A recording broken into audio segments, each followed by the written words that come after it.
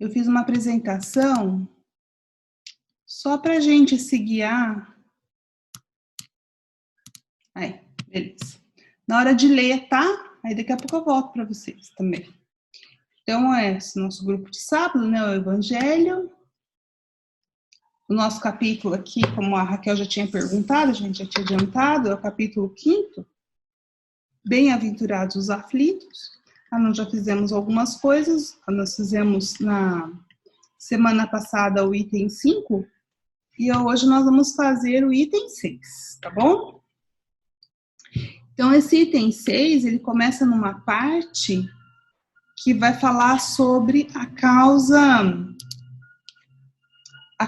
Porque, vamos recordar, os itens anteriores falavam das causas atuais das aflições. Então, se passamos por dores, existem causas que podem ser dessa vida mesmo. Não adianta a gente acreditar todas as vidas anteriores. Então, assim, um exemplo muito simples, né? Se eu desenvolvo uma diabetes, pode ser que a diabetes que eu desenvolvi não tem nada a ver com karma. Ela tem a ver com a minha alimentação irregular e talvez não muito saudável dessa vida mesmo, né? Pode ter um componente de algumas tendências, mas eu não posso culpabilizar as existências anteriores. Então, antes desse item, era disso que estava falando. Quais são as causas atuais, né? Então, se eu desenvolvo um problema cardíaco, como que eu sou? Será que eu sou muito irritadiço e aí eu estou sobrecarregando esse órgão no meu corpo? Então, existem problemas que são originários da nossa própria vivência atual. Agora, Kardec vai aqui com, né, Kardec compilando, mas de acordo com o ensinamento dos espíritos, trabalhar que existem algumas dores, algumas aflições que são decorrentes de causas que não podem ser detectadas nessa existência, nesta vida atual. Então, vamos ler, né? Mas, se há males nessa vida, cuja causa primária é o homem, outros há também, aos quais, pelo menos na aparência, ele é completamente estranho e que parecem atingi-lo por fatalidade. Tal, por exemplo, a perda de entes queridos e a dos que são o amparo da família. Tais ainda os acidentes que nenhuma previsão poderia impedir. Os reveses da fortuna, que frustram todas as precauções aconselhadas pela prudência. Os flagelos naturais, as enfermidades de nascença, sobretudo as que tiram a tantos infelizes os meios de ganhar a vida pelo trabalho, as deformidades, a idiotia e o cretinismo, dentre outras. Então, aqui, Kardec, eu destaquei algumas coisas grifadas, né? Então, há males nesta vida, cuja causa é o homem, que foi os itens anteriores, consequência das nossas próprias atitudes da vida atual. Agora, outras há, e ele vai listar algumas que parece, tá vendo, na aparência, não parece que seja a causa desta vida. E aí, sendo assim, né, por que essa fatalidade? Será que é um acaso que originou aquela situação? Aí ele vai dar alguns exemplos. Quando há o desencarne de entes queridos, principalmente se eles estão o esteio da família, por que devemos passar por aquilo? Reveses da fortuna, quantas fortunas são perdidas, e aí a gente sabe, agora olhando para a doutrina espírita, né, que muitas vezes aquilo que eu esbanjei num momento, numa certa encarnação, eu posso vir em falta para eu poder valorizar, fazer um bom uso. Os próprios flagelos naturais, terremotos, tsunamis, enchentes, as próprias enfermidades, né, que nós estamos, né, trazendo bem para um bastante atual, uma epidemia, por que atinge certas pessoas e não atinge outras? Aparentemente, não é nessa vida, talvez, que esteja a causa.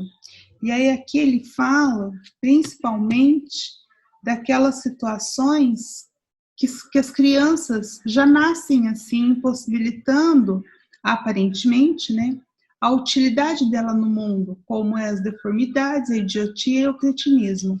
Particularmente, eu esqueci de fazer a apresentação de slide, gente, deixa eu colocar aqui. Só um minuto, deixa eu voltar lá. Que aí ficou pequenininho para vocês, aí, melhorou. Particularmente, eu não sabia o que era cretinismo, porque, para mim, na minha ignorância, eu lembrei da palavra cretino, e cretino, para mim, era uma característica moral e não uma deformidade. Aí eu fui buscar. Como eu não sabia, eu coloquei aqui, desculpe-me quem sabia, mas aí eu coloquei. Então, o que é o cretinismo? O cretinismo é uma doença congênita, tem até aqui uma imagem, a pessoa tem um distúrbio na tireoide e ela fica com o bócio e ela fica, vou ler aqui para vocês, ó. Doença congênita, ou seja, nasce-se assim, que resultante da deficiência ou falta total da produção de tiroxina afeta o funcionamento da glândula tireoide, causando uma falta de capacidade de aptidão provocada por essa doença. Ela foi muito comum na Idade Média e até adentrando um pouco da Idade Moderna, porque havia falta de iodo, e aí as pessoas desenvolveram esse problema na tireoide. É por isso que no nosso sal de cozinha, o sal é iodado, para poder não ter esse tipo de doença, que era chamado de cretinismo.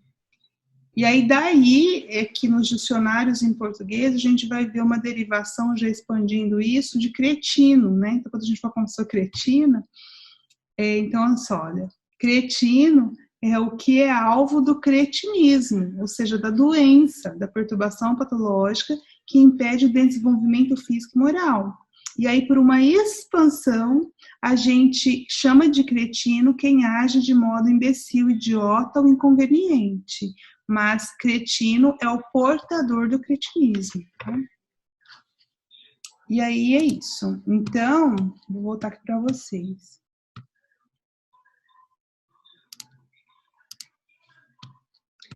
É isso, essa parte, né?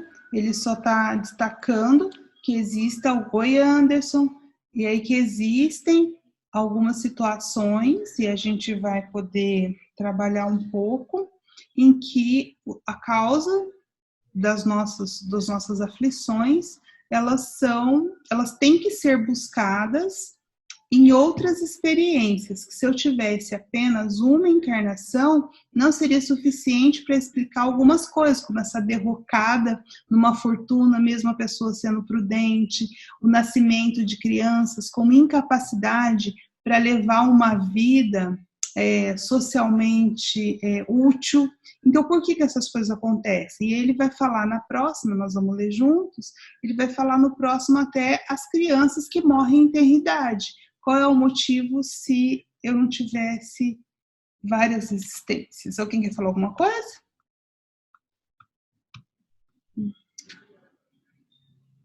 Pode falar, Raquel.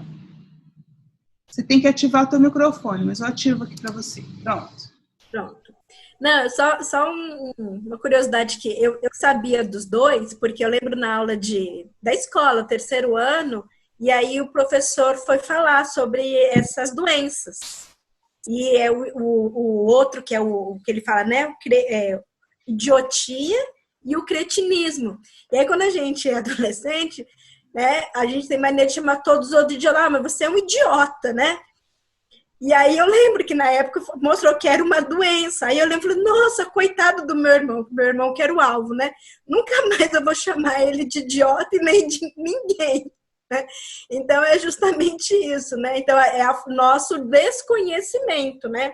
Que as palavras vão perdendo o sentido do original e a gente atribui, né, algo assim, que seu bobo, né? Alguma coisa que a gente não concorda com o que o outro faz e a gente acaba colocando ele como uma doença, né? Aí por isso que eu sabia desses dois aí. Mas é interessante a gente tá estudando e lembrando disso. Uhum. Eu, particularmente, não sabia mesmo. Reconheço minha ignorância. Não, então. A Santa está dizendo que também não. Aí, ó, você volta na aula do 3º ano, lá em biologia. Nossa, se eu estudei isso, eu deletei, viu, Raquel? Eu não lembro mesmo. Mas então, foi algo que me marcou, que eu lembro que na época eu chamava o meu irmão. Qualquer coisa que ele falava, seu idiota, eu falava isso pra ele. Aí eu fiquei com culpa, né? Na conta, eu falei, nossa, meu irmão não é isso, né? Que aqui se refere à palavra, né? Isso aí. Então, vamos lá. Continuando. Tá vendo? Aqui tem até uma... Ai, eu vou ter que voltar. Ai, gente, eu errei aqui. Só um minuto.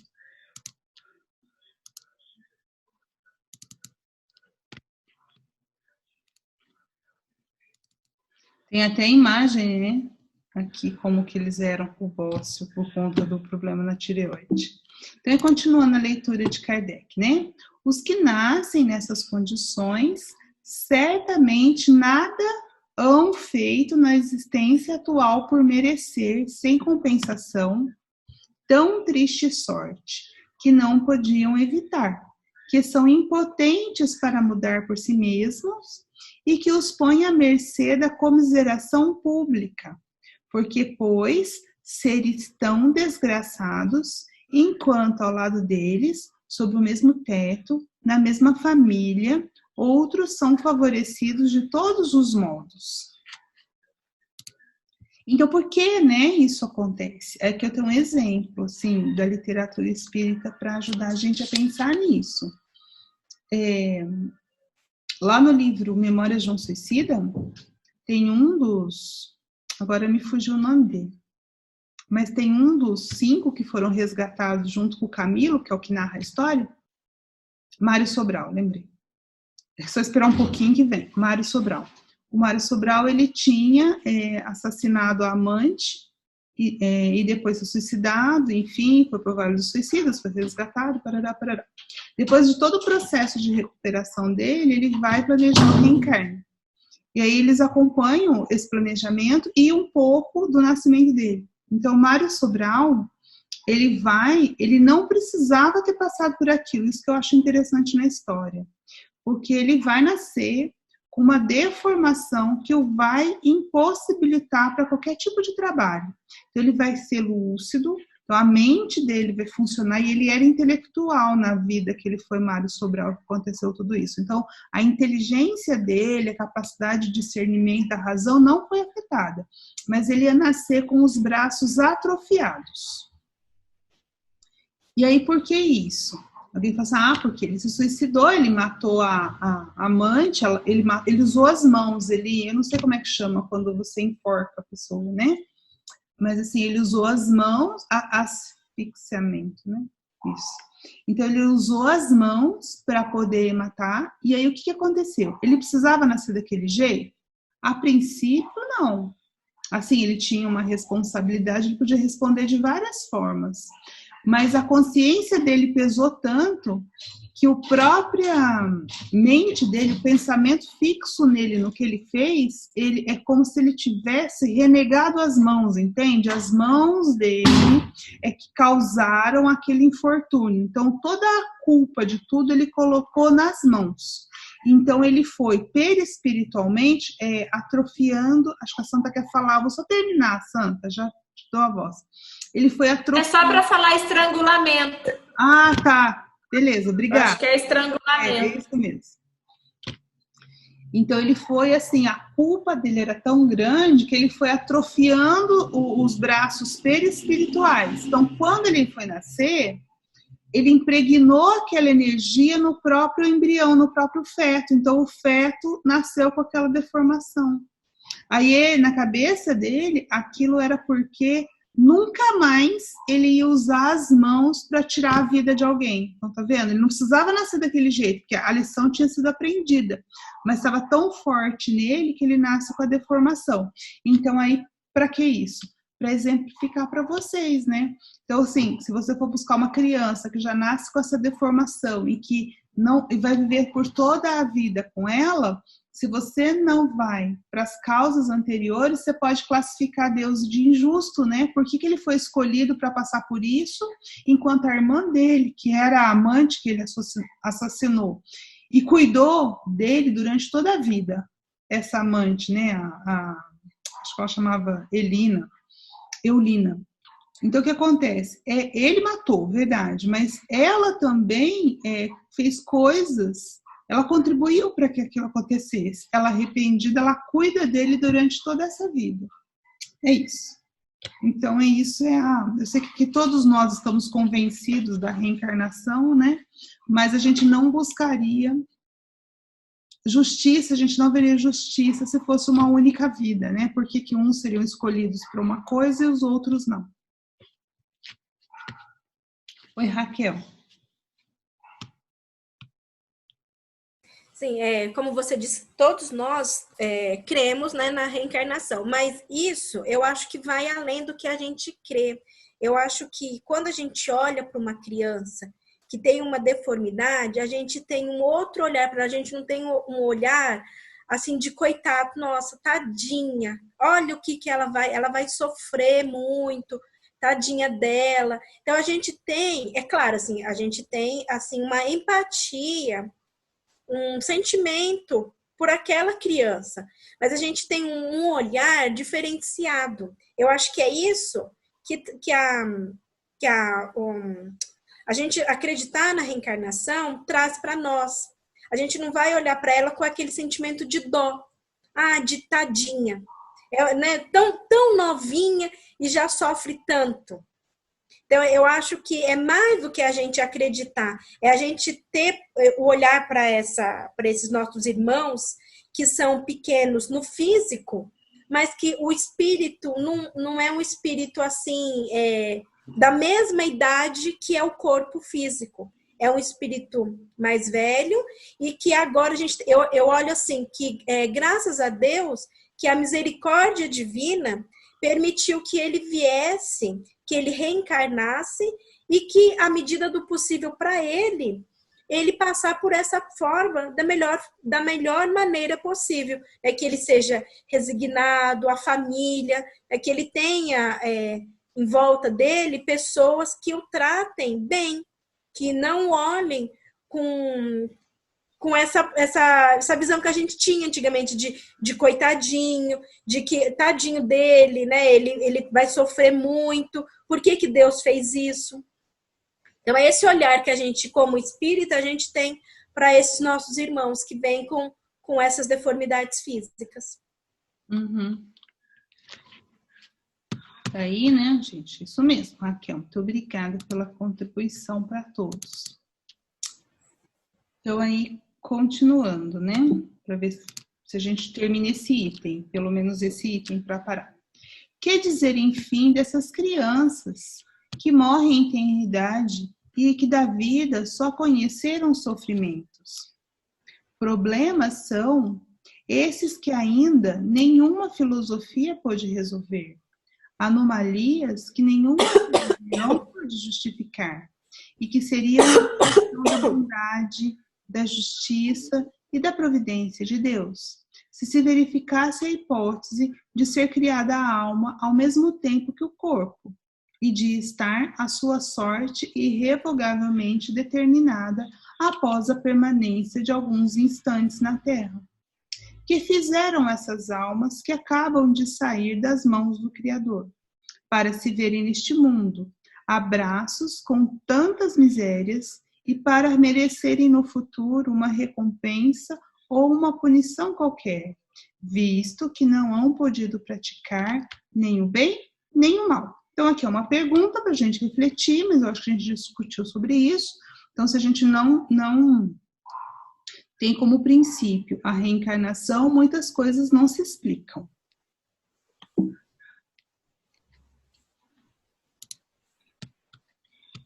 É isso, né, gente? Deixa eu ver se tem mãozinha aqui, não.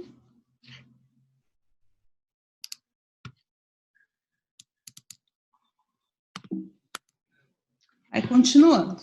Todavia, por virtude do axioma, aí aqui eu destaquei axioma, porque axioma é o quê? É uma verdade, é uma afirmação que vai ser tomada como verdade. Então, aqui Kardec está se referindo ao que já foi definido lá na primeira obra básica, que é o Livro dos Espíritos. No Livro dos Espíritos, alguns axiomas são tomados para construir todo o corpo da doutrina. Então, que verdade é essa? Que vai ser admitida desde o princípio? Que todo efeito tem uma causa. Então, se nós estamos observando o efeito, existe uma causa, não existe efeito sem causa. Ou seja, o acaso não existe, é isso que ele está dizendo. Desculpa. Então, segundo... perdão, acho que eu estou errado aqui. Isso. Tá difícil, né, gente? O mouse não me ajuda. Então, tais misérias são efeitos que hão de ter uma causa. Então, essas misérias, essas crianças, as situações que acontecem, essas fatalidades, elas têm que ter uma causa. E desde que se admita um Deus justo, essa causa há de ser justa. Então, Deus não é só justo, Deus é a justiça, né? Então, ora, ao efeito precedendo sempre a causa, se essa não se encontra na vida atual, há de ser anterior a essa vida, isto é, há de estar numa existência precedente. Por outro lado, não podendo Deus punir alguém pelo bem que fez, nem pelo mal que não fez, se somos punidos, é que fizemos o mal. Se esse mal não o fizemos na presente vida, temos-los feito na outra.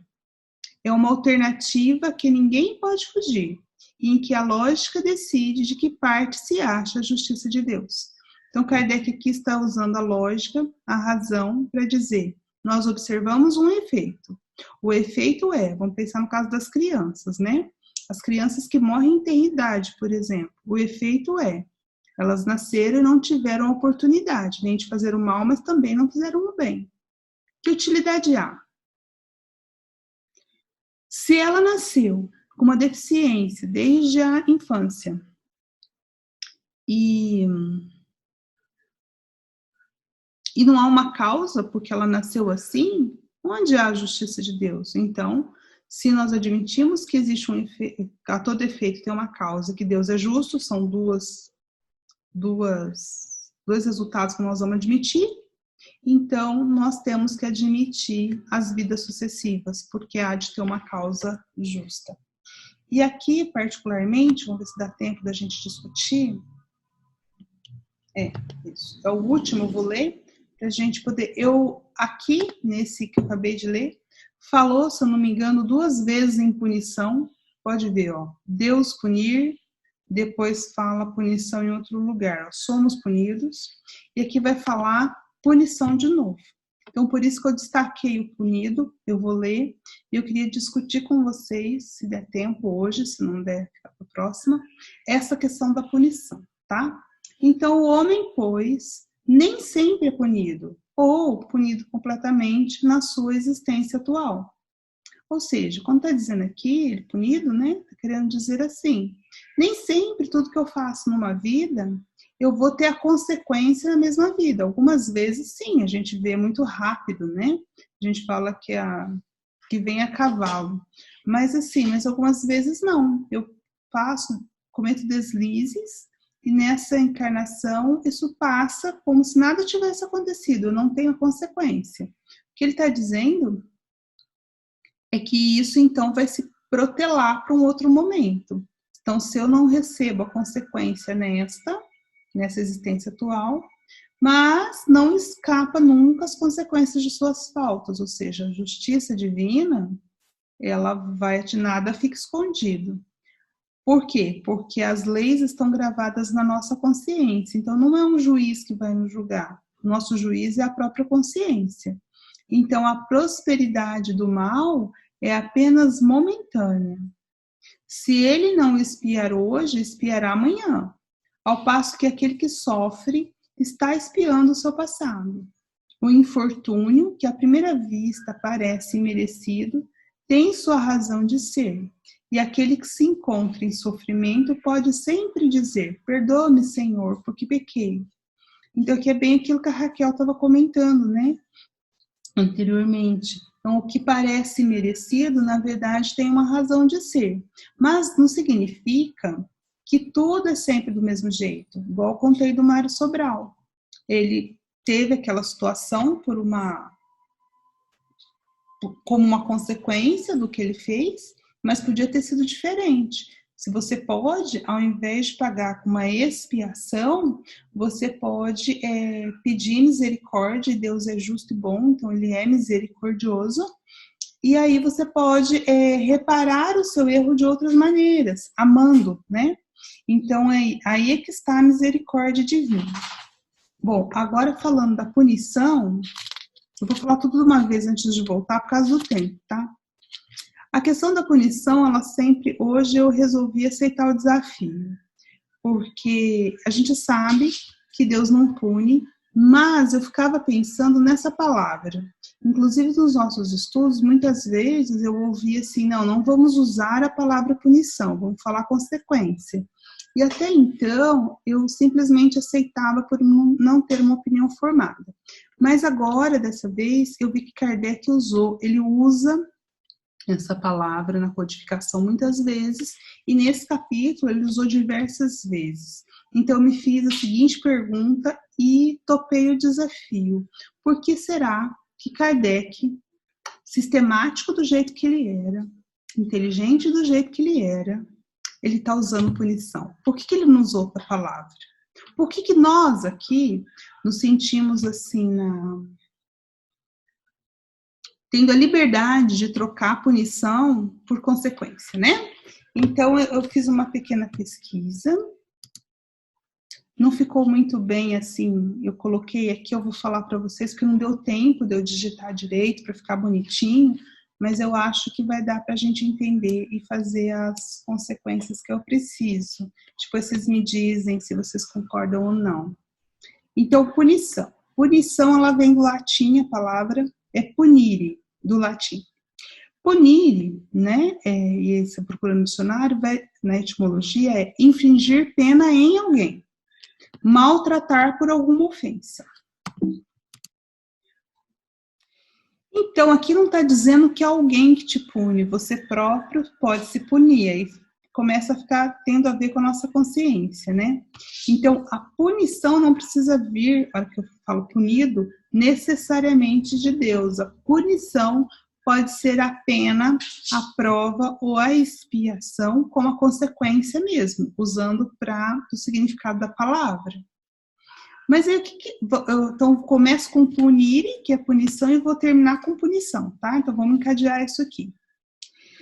Então, a questão da punição vai ter relação, eu vou buscar convencer vocês disso, com integridade. O que é integridade? Integridade é estar inteiro. Tanto que Jesus era o homem integral, o homem inteiro. Então, estar inteiro, o ser humano nasceu para ser inteiro, para ser harmônico, para desenvolver toda a beleza e o bem que ele tem em potência dentro de si, porque nós temos Deus dentro de nós. Então, nós fomos criados para ser inteiros. Tanto que religião... Só que acontece que nós não estamos inteiros, nós estamos fragmentados. Aí nós vamos chegar nisso. Tanto que religião é religio, né? Que significa de conexão, religar. É a união com aquilo que estava separado. Então, se nós estamos separados, fragmentados, a religião vai nos propiciar essa integridade, essa unidade em Deus, integrar com Deus. Tanto é assim, buscando sempre o significado das palavras, que santidade em inglês é holiness. O que é isso? Holiness é sem buraco, sem quebra, ou seja, do inglês, inteireza. Então, santo é aquele que é inteiro. Então, santo é uma integridade espiritual. E são, no sentido de saúde, de você estar são, é a integridade física. Então, saúde tem a ver com essas palavras, santo e são e saúde, elas têm relação com inteireza. Então, inteireza espiritual, integridade espiritual e integridade física. O Cristo, como eu disse, era integral. Então, o Cristo é uno, ele é inteiro, porque ele veio para unir o mundo do divino com o humano. Então, o Cristo é o nosso exemplo do inteiro, do uno, tanto que ele falava que ele era unigênito de Deus, ou seja, ele era uno com o Pai. E aí, vamos lá, continuando. O perdão. O que é perdão? Por que eu estou falando de perdão? Porque o Cristo, que era um íntegro, ele veio, a mensagem dele, se a gente tivesse que resumir a mensagem do Cristo em uma palavra, era perdão. Por que Cristo veio? Para nos trazer, nos convidar, nos conclamar ao perdão. Porque perdão é perdonare, do latim. O que significa isso? Per é completo, donare é doar. Então, perdonar é doar-se por inteiro. Olha a integridade de novo aqui. Então, perdoar, doar-se por inteiro. Então, a falta de perdão, que é o oposto do perdão. O oposto do perdão é a condenação. Quando eu quebro, quando eu separo, quando eu julgo, quando eu condeno, quando eu fragilizo.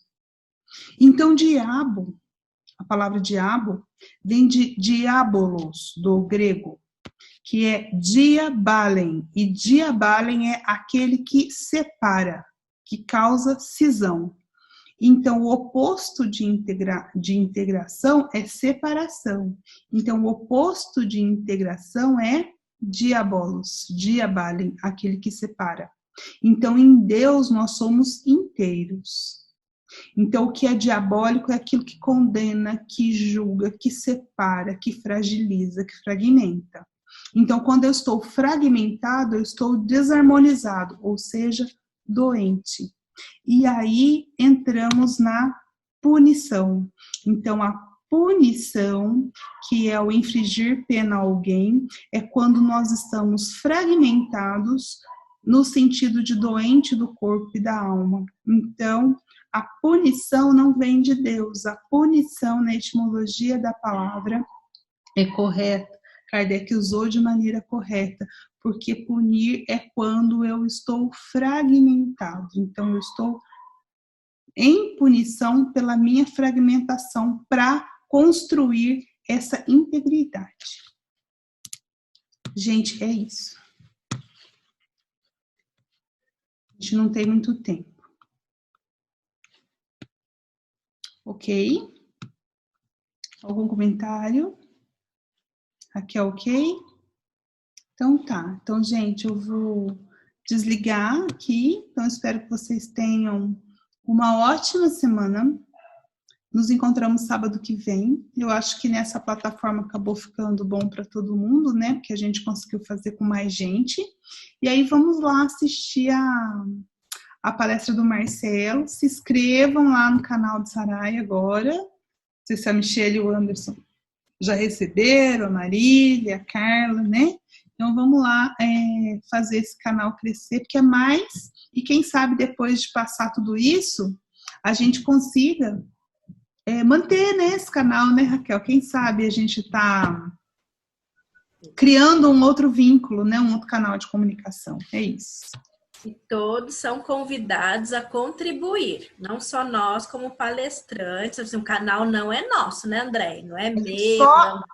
Só se propôs a abrir, mas agora não, isso é comum, né? Exatamente, nós nos propusemos a abrir. E aí a gente está também abrindo a oportunidade para todo mundo. Então, falar, eu quero fazer uma vez na semana uma oração. Quero fazer 5 minutos. Pode fazer, né? Então, o canal é nosso, assim como no grupo de estudo, o canal é nosso, né? Então, todos são convidados a contribuir.